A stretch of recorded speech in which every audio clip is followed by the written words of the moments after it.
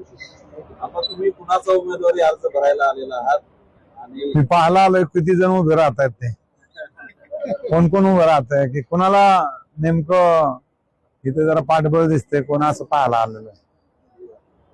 तुमच्या चिरंजीव आणि सुनबाईला भारतीय जनता पार्टीने उमेदवारी दिलेली आहे, त्यांचा आपण प्रचार करणार आहात. ते सक्षम उमेदवार आहेत त्यामुळे त्यांचं ते प्रचार करणारे आहेत आणि ते एकदम म्हणजे माझ्या दृष्टीने सक्षम आहेत. त्यांना आदरणीय पवार साहेबांनी उमेदवारी दिली होती विधानसभेची, पण माझ्यामुळे त्यांना थोडासा तोटा झाला त्यामुळे त्यांना त्यावेळेस उभं राहता आलं नाही. विधानसभा नाही मिळाली तर निदान महानगरपालिका तरी लढवावी आणि भागामध्ये विकास होत नाही आणि कुठेतरी विकास झाला पाहिजे म्हणून सत्तेच्या बाजूने उभा राहावा अशी त्यांची इच्छा होती. त्यांनी त्यांची इच्छेप्रमाणे ते उभे राहतात.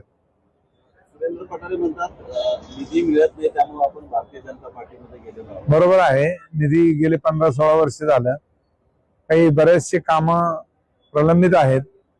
त्या ठिकाणी काही IT पार्क वाढल्यामुळं किंवा आमच्या परिसरामध्ये फार मोठ्या प्रमाणात रस्ते केलेत, परंतु IT पार्क मध्ये लाखो लोक येत आहेत आणि त्या ठिकाणी चांगल्या पद्धतीचं नेटवर्क रस्त्यांचं करत असताना काही ओव्हरब्रिज होण्याची गरज आहे, परंतु प्रशासन त्याला पैसे देत नाही आणि वरती सत्ता खऱ्या अर्थानं भाजपची केंद्रामध्ये राज्यामध्ये आणि महानगरपालिकेमध्ये मागच्या आपण काही काळामध्ये पाहिलं तर आता त्या ठिकाणी जी काही कामं मधल्या 5-10 वर्षामध्ये झाली नाही, 10-15 वर्षात, या 10-12 वर्षामधली ती कामं झाली पाहिजे ही भावना मनामध्ये ठेवून त्यांनी भारतीय जनता पार्टीतून उमेदवारी घेतलेली आहे.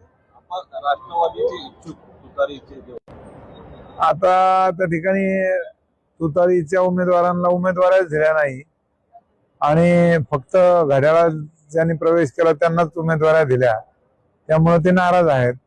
त्यांची नाराजी स्वाभाविक आहे, परंतु तसं पाहिलं तर काल रोहितदादा म्हटले होते की आपण काही उमेदवाऱ्या देऊ, त्यातल्या 1-2 जणांना दिलेल्या आहेत.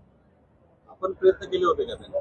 आपण प्रयत्न केले ना. रोहितदादा काल मला भेटले होते, त्यांना मी सांगितलं की दादा असं असं आहे, आपल्यातल्या काही उमेदवाऱ्या बसल्या पाहिजे, तर ते मला म्हटले की आपण त्याचा विचार करून सांगूया. त्यातल्या काही 1-2 जणाला मला आता कळेल, म्हणजे आज नक्की कोणाकोणाला AB फॉर्म दिले त्याच्यावरून कळेल. तुतारी नाही, 4ही तुतारी नाही. अजितदादा पवार साहेबांचा जो गट आहे आणि शरद पवार साहेबांचा जो गट आहे ते 2 गट एकत्र लढतात आणि त्यामुळं